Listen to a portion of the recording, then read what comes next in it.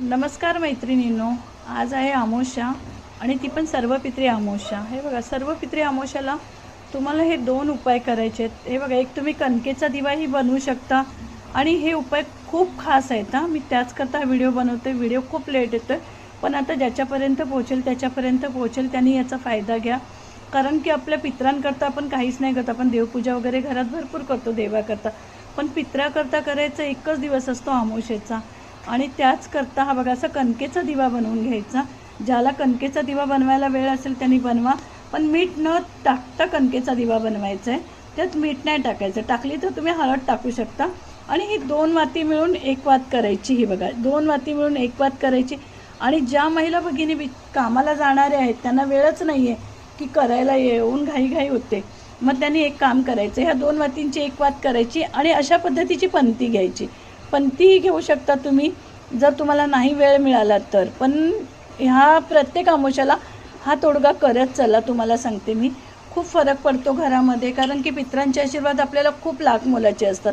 आणि हे बघा, जमेल तर तिळाचं तेल, नाही तर जे तेल असेल ते तुम्ही टाकू शकता। हे बघा, अशा पद्धतीने हे दिवे तयार करून घ्यायचे आणि अशा पद्धतीने दिवे तयार झाले त्यांची पूजा करून घ्यायची। कारण की पित्रांच्या दिव्यांना कुंकू नाही चालत, त्यांना फक्त चंदन चालतं। फक्त चंदन लावून घ्यायचा त्याला। हे बघा, चंदन लावून घेतलं, असं चंदन लावून घ्यायचं आणि त्याच्यामध्ये काळे तीळ टाकायचे। हे दिवे काळे तीळ टाकायचे, मी तुम्हाला दाखवते। हे बघा, असे काळे तीळ टाकायचे दिव्यामध्ये। मी हे दोन दिवे मुद्दाम लावते की ज्याला जमेल त्यांनी तसा बनवा। हा पण बिन मिठाचाच दिवा बनवायचा आहे, लक्षात करा, हा बिन मिठाचाच दिवा असणार आहे आणि तो दिवा तुम्हाला याचा करायचा आहे। पण जर ज्याला वेळ नाही भेटला कणकेचा दिवा बनवायचा त्यांनी तशी पंथी बनवा, म्हणून मी दोन दिवे घेतलेत। हे दोन दिवे अशा पद्धतीने किंवा एक दिवा तुम्हाला जसा जमेल तसा असा दिवा बनवायचा, प्रज्वलित करायचा। ओम पित्राय नमः, ओम पितृदेवताभ्यो नमः, ओम पितृदेवताभ्यो नमः, ओम पितृदेवताय नमः हा मंत्र म्हणत म्हणत म्हणत म्हणत हा दिवा पेटवायचा आणि ती ताटली उचलून या तो दिवा उचलून दक्षिणेकडे तोंड करून ठेवायचं आणि पित्रांच्या पाया पडायचं।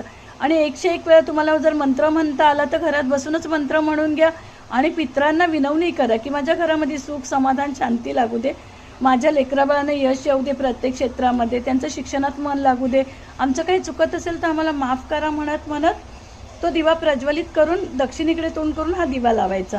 मी मुद्दाम दोन दिवे दाखवलेत, तुम्ही समजू शकता, त्यातला एकच दिवा तुम्हाला लावायचा आहे। व्हिडिओ आवडल्यास लाईक, शेअर आणि सबस्क्राईब करा। धन्यवाद।